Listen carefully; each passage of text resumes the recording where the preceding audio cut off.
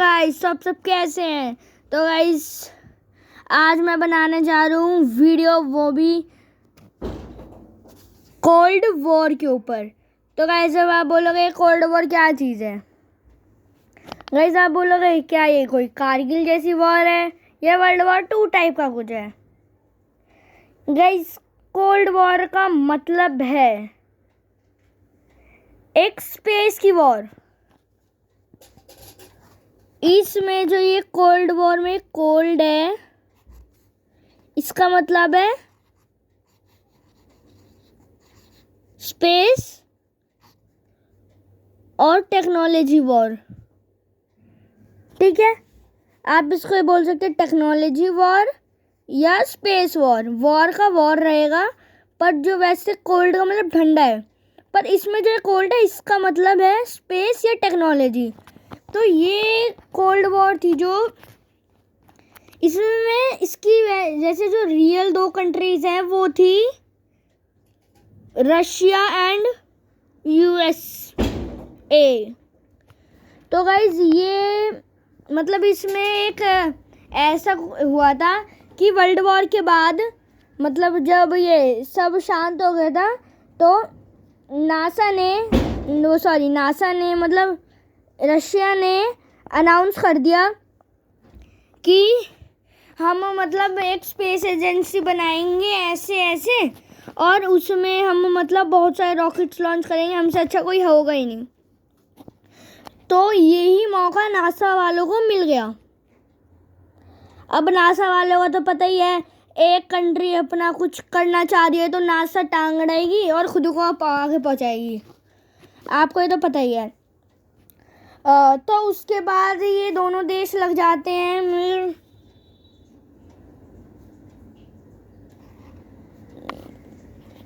USA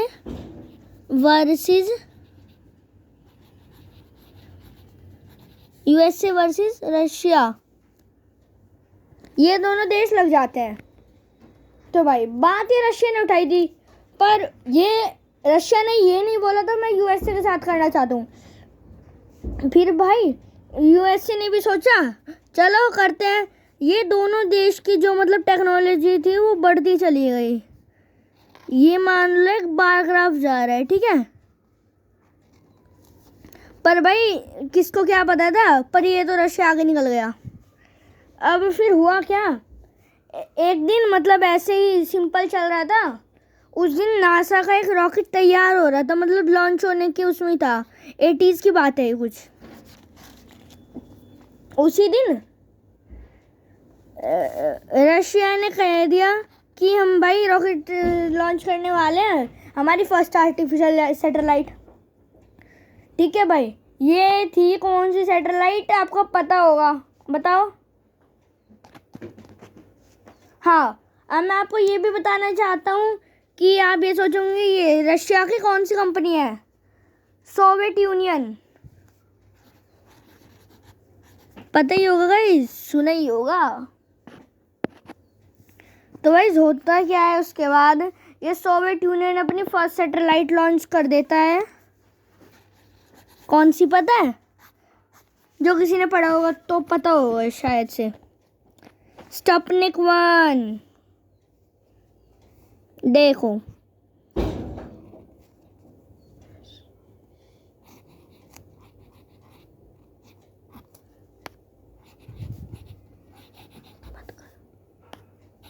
Sputnik 1।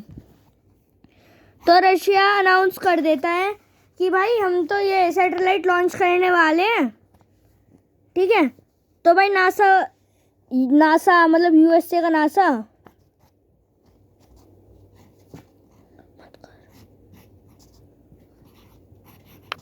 तो guys आपको पता है नासा वाले चुप तो बैठते नहीं। वो तो हर किसी को पता है नासा वाले चुप बैठने वाले हैं नहीं। भाई नासा ने भी कर दिया कि भाई हम भी बनाएंगे। पर कोल्ड वॉर में आ गए तो भाई रशिया निकल चुका था, ये तो सबको पता है। तो भाई इन्होंने ये सैटेलाइट है, ये इन्होंने जो लॉन्च करी थी वो ईयर था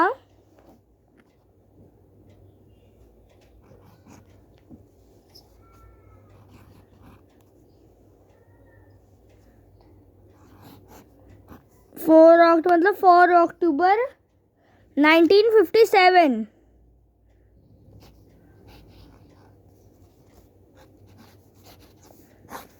भाई ये लॉन्च कर दी। अब भाई ये धीरे धीरे धीरे धीरे ये न्यूज़ पहुंच गई नासा के पास। अब भाई नासा चुप रहने वाली तो थी नहीं, देखो। उसके बाद नासा ने भी सोचा चलो हम भी कुछ करते हैं। उसके बाद नासा ने अपनी एक फर्स्ट एक सैटेलाइट लॉन्च कर दी, जिसका नाम आपको पता है? सोचो। नहीं पता? मैं बता देता हूँ। वॉयेजर 1 और 2 के बारे में सुना है?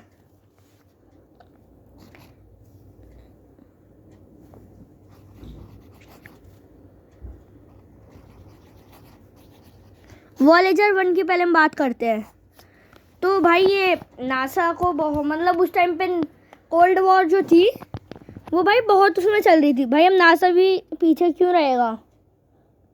नासा का जो चेयरमैन है नासा का, उसने भी अनाउंस कर दिया उससे अगले दिन, we also launch our artificial satellite in some days. तो भाई वो रॉकेट तो उनका बन ही गया था, बस उनको थोड़ा सा हिंट चाहिए थे हम कैसे ना कैसे करके इसको लॉन्च कर दें। तो भाई वॉयेजर 1 हो गया लॉन्च। वॉयेजर 1 एक टाइप से ऐसी सैटेलाइट थी जो दूर से आने वाली वेव्स, या मतलब प्लूटो पे और जुपिटर्स पे जो गैस और उनकी वेव्स आती है उसको कैप्चर करना, ये हो गई। उसके बाद सोवियत यूनियन, रशिया का, भाई इन्होंने सोचा अब हम चुप तो बैठेंगे नहीं। इसके बाद इन्होंने ऐसे ही करते करते, इसके बाद थोड़ी दिनों रशिया कुछ नहीं बोला।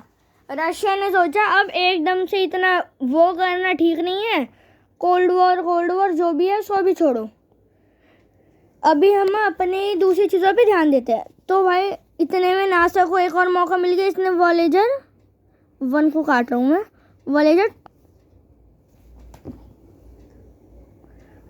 2 भी इसने कर दिया। ठीक है भाई। अब भाई रशिया को थोड़ा झटका लगा, क्योंकि भाई एकदम से इतनी ज़्यादा वो करना कोई वैसी बात तो है नहीं। तो उसके बाद मैं आपको आगे की स्टोरी बताता हूँ। उसके बाद हुआ क्या, जो सोवियत यूनियन था उसने कुछ सैटेलाइट्स लॉन्च कर दी। सैटेलाइट्स किस टाइप से, मतलब स्पेस एक्स सुना होगा आपने इस टाइम पे? अभी स्पेस एक्स इलॉन मस्क की कंपनी, जैसे उसने अभी कुछ ईयर्स पहले ही बहुत सारे सैटेलाइट लॉन्च किए ना, मतलब ईयर्स भी नहीं, मंथ्स पहले। तो उसने क्या किया है, एक बड़ी सी, मतलब एक रॉकेट टाइप है, उसमें 1000 ऑफ सैटेलाइट्स है। वो सैटेलाइट्स ऊपर जाती है एक एक कॉन्टिनेंट में, और मतलब एक नेटवर्क टाइप बना लेती है, मान लो इस टाइप से। ये एक सैटेलाइट ने दूसरी सैटेलाइट को, तीसरी ने तीसरी, चौथी, 5वीं, 6ठी, 7वीं, ऐसे करते करते मतलब इस टाइप से नेटवर्क टाइप डिज़ाइन कर रखा है आसमान में। जहाँ जहाँ डॉट है ये सैटेलाइट्स है, इन्होंने मतलब पूरा वो डिज़ाइन कर रखा है। इस टाइप से ही सोवियत यूनियन ने कर दिया, क्योंकि सोवियत यूनियन चुप तो बैठता नहीं। उसके बाद ये सारी सैटेलाइट्स मतलब आसमान में गई, तो इनमें पर उस टाइम पे इतना अच्छा वो था नहीं, इंस्ट्रक्शन और नोटिफिकेशंस, तो ये सैटेलाइट्स ने इतना कुछ मतलब वो नहीं किया गेन। ठीक है।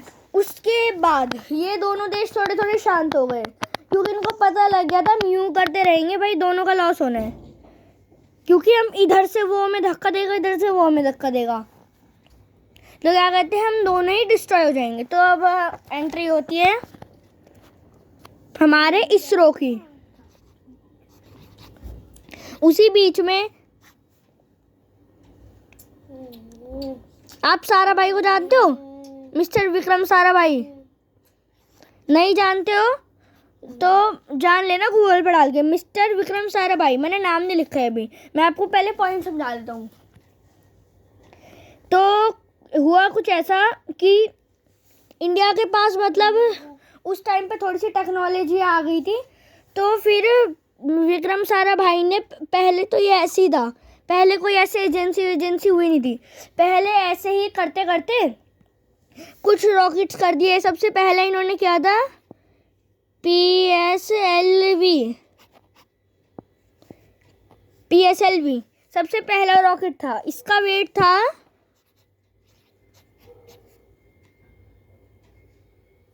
40 kg, इसका वेट बस 40 kg था।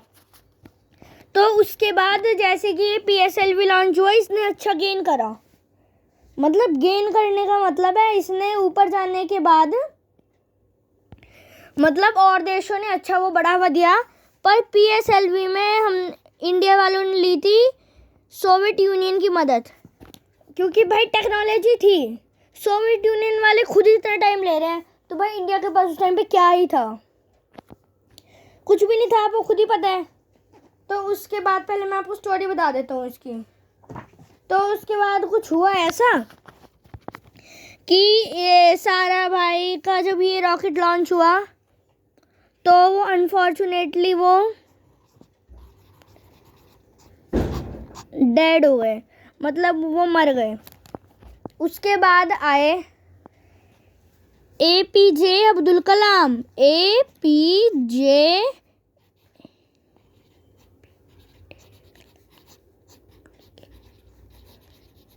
APJ Abdul Kalam, missile man of India.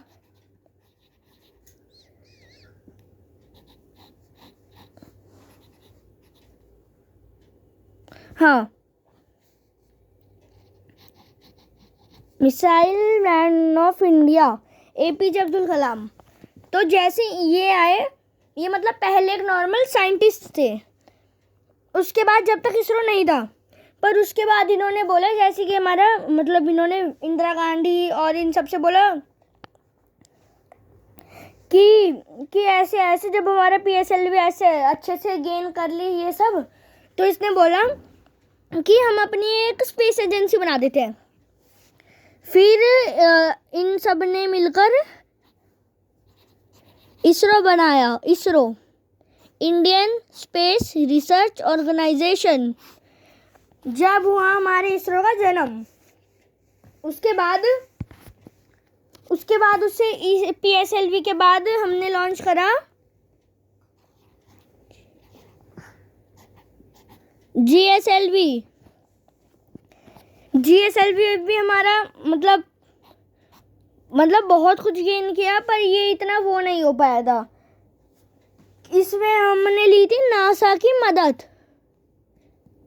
इसके बाद GSLV 1, GSLV 2, GSLV 3, फिर ऐसे ही करते करते ऐसे ही उसके बाद हमारा कुछ याद ही होगा आपको, चंद्रयान 1।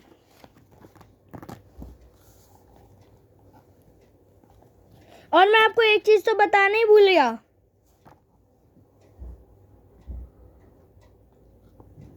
कि जो इसरो था, इसरो से पहले इसरो को क्या कहा जाता था? किस किस के दिमाग में बात आई होगी, बताना।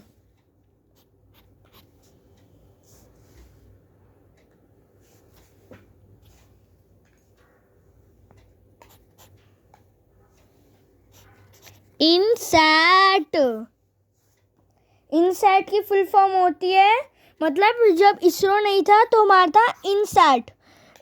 तो मतलब ये एक ऐसे ही रख दिया गया था, पर जब रियल था वो आया था इसरो। पर ये इनसैट की मैं आपको फुल फॉर्म बताता हूँ, इंडियन नेशनल सैटेलाइट सिस्टम। मतलब ये उस टाइम पे आया ऐसे ही, जैसे कि PSLV विक्रम साराभाई ने लॉन्च किया, तो उन्होंने सोचा एक कुछ ऐसा नेम तो रखेंगे ना, मतलब जो रॉकेट पे लिखेंगे हम, मतलब था नहीं है, पर मतलब इसको इस टाइप से मतलब एक वो प्रोवाइड कर दिया था कि मतलब ये इनसैट हमारी कंट्री का वो है, पर ये मतलब बैच नहीं था। तो उसके बाद हमारा लॉन्च होता है, उसके बाद हमारी 1000 ऑफ सैटेलाइट एक्सेट्रा लॉन्च हुई। नेक्स्ट पेज पर आ जाते हैं हम। उसके बाद हमारा लॉन्च हुआ C1 पता है क्या है? चंद्रयान 1। पर अनफॉर्चुनेटली ये लॉन्च तो हो गया था, इसने रिकॉर्ड भी बना लिया था अर्थ के कैनाल रूट से बाहर जाने का और स्पेस में एंटर करने का। पर जैसे ये मान लो ये एग्जाम्पल में मून है, ये मान लो ये मून है, ये स्पेस का मान लो ये रोवर एग्जाम्पल ले लो। ये रोवर है, ये ना लैंड होने वाला था, ये कुछ मतलब 100 मीटर ऊपर था बस। पर ये जब भी इसमें कुछ हुआ कि इसमें मतलब कुछ अजीब सी वो चीज़ हुई और उसके पीछे जो सेंसर लगे थे वो ऑन हो गए और ये स्पेस में खो गया। इसके बाद इंडिया को थोड़ा लॉस हुआ।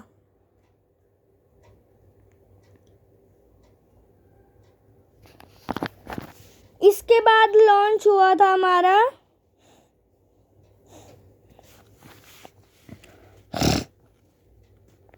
चंद्रयान 2 C2 के साथ भी हुआ कुछ ऐसा ही था, पर वो ये था वो चांद पे पहुंच चुका था, उसने चांद की पिक्चर खींची थी, उसके बाद वो हो गए डिस्ट्रॉय। अब हम बात करेंगे, मैं आपको बताना भूल गया बीच में, चंद्रयान 3 की बात करेंगे बाद में। पहले मैं आपको एक रॉकेट का और एक्सप्लेनेशन देना है जिसकी वजह से इसरो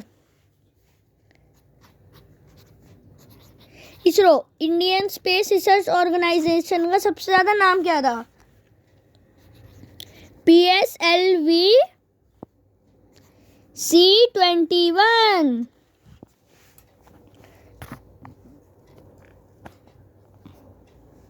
इस PSLV की फुल फॉर्म बता देता हूँ आपको, पोलर सैटेलाइट लॉन्च व्हीकल। और C1 था चंद्रयान 1 का 21। ये चंद्रयान नहीं था, पर इसको नाम दे रखा था कि चंद्रयान एक व्हीकल था। चंद्रयान रॉकेट थोड़ी था, चंद्रयान तो वो था जो मतलब रॉकेट का पूरा बेस था, नाम रखा गया था वो चांद पे, इसलिए चंद्रयान। पर ये C2 ये मत समझ लेना चंद्रयान 21 है, इसका मतलब एक ऐसी बैच दे रखा है कि C21, आप पहले समझ लो चंद्रयान 21, नहीं ऐसा मत समझना। तो उसके बाद इसने ये पोलर सैटेलाइट था, मतलब इसके अंदर जो सैटेलाइट थी वो ये करती जो मतलब चांद के ऊपर और अर्थ के ऊपर जो पोलर स्टेट्स है उसको वो करना। उसके बाद इसने पूरे में मतलब पोलर ये सब इसने कैपेबिलिटी थी इसमें। तो फिर इसने और मैं आपको ये चीज़ बताना भूल गया, 2013 में लॉन्च हुआ था। फिर इसने सारी इंफॉर्मेशन और एक्सेट्रा अर्थ पे भेजी। उसके बाद इंडिया के पास एक मल्टी मिशन कैपेबिलिटी आ गई थी।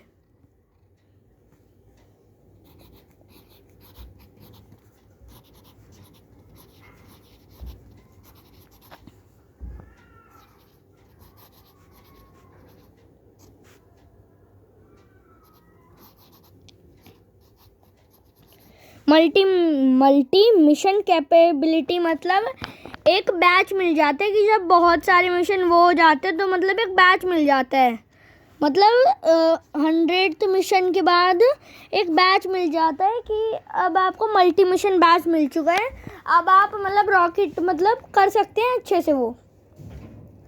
उसके बाद 2023 इंडिया का PSLV C21 से भी ज़्यादा खास दिन। C3, जिस दिन पूरे इंडिया के इसरो को वर्ल्ड का सबसे powerful in space research vehicle मान लिया गया था। मतलब इस दिन जो ये था, हमने साउथ पोल पे मान लो चंद्रयान 3 है, चंद्रयान 2 था पर चंद्रयान 3 मान लो, इसने चांद पे पैर रखकर पूरे चांद का चक्कर लगाया था। पर ये वैसे लैंड साउथ पोल पे हुआ था जहां आज तक कोई नहीं हो पाया था। और ख़ास बात तो ये है, इसके जो ये आधा घंटा लेट हो जाता वहाँ पहुँचने में, तो क्या कहते हैं, मिशन फिर 7 दिन बाद होता, क्योंकि साउथ पोल घूमते घूमते उल्टी डायरेक्शन में आ गया था जहाँ सूरज नहीं आ पाता है 2-3 महीने तक। पर आधे घंटे पहले ही पहुँचकर, आपको ये पता है स्पेस में टाइम कम होता है, मतलब स्पेस में टाइम धीरे चलता है, पर वैसे हमारे पास तो कम टाइम है ना, तो इसने मतलब पूरे चांद पे इस साइड जाकर फिर ये रुका, फिर ये नेक्स्ट टाइम फिर ये पूरा घूमा। पर इसने आज तक क्लियरेस्ट फोटो भेज रखी है चांद की, मतलब हम कुछ में, जैसे सोवियत यूनियन में नहीं है ऐसी फोटोज, नासा में नहीं है, और एक्सेट्रा उन सब में भी नहीं है, पर ये फोटो बस चंद्रयान 3 ने भेजी थी। तो इससे पता चलता है, मैंने आपको इसमें एक चीज़ भी बता दी कि इसरो मतलब इनसैट, उस टाइम इसकी क्या कैपेबिलिटी थी, कुछ भी नहीं थी, पर उसके बाद बना, उसके बाद ये इसरो बना, और उसके बाद आज इसरो थर्ड पोजीशन पे आते स्पेस की रेस में। तो कोल्ड वॉर इसलिए बंद हो गई थी क्योंकि धीरे धीरे कंट्रीज को पता चल चुका था कि भाई हम दोनों महान नहीं हैं, और भी बहुत सारी कंट्रीज महान हैं। उसके बाद इस वजह से नासा और सोवियत यूनियन ने उस टाइम से बंद कर दिया था, मतलब ये कोल्ड वॉर का। पर पहले के 10 to 20 मिशंस में इसरो ने इनसैट, मतलब उस टाइम तक तो इनसैट ही था, इनसैट ने सोवियत यूनियन और नासा की हेल्प ली थी।